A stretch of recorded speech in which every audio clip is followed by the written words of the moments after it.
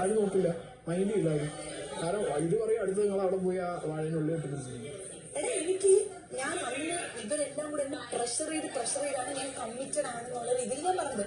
അത് കഴിഞ്ഞപ്പോ ഞാൻ പിന്നെ നീ ആകെ മനസ്സിലാക്കേണ്ട എത്രയേ ഉള്ളൂ.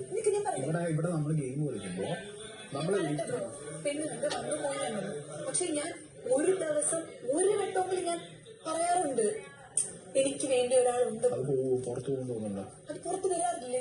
തോന്നുന്നുണ്ടോ? എന്നെ അമ്മച്ചിയാണ് ഞാൻ വിളിച്ച് ഇപ്പൊ ചോദിച്ചു. ഞാൻ ഇന്നലെയും പറഞ്ഞുള്ളൂ എനിക്ക് അവൻ എന്ത് ചെയ്യണം. ഞാൻ പറഞ്ഞ എനിക്ക് താല്പര്യമില്ല. ബിക്കോസ് എനിക്ക് വേണ്ടി കാത്തിരിക്കുന്ന ഒരാൾ പുറത്തുണ്ട്.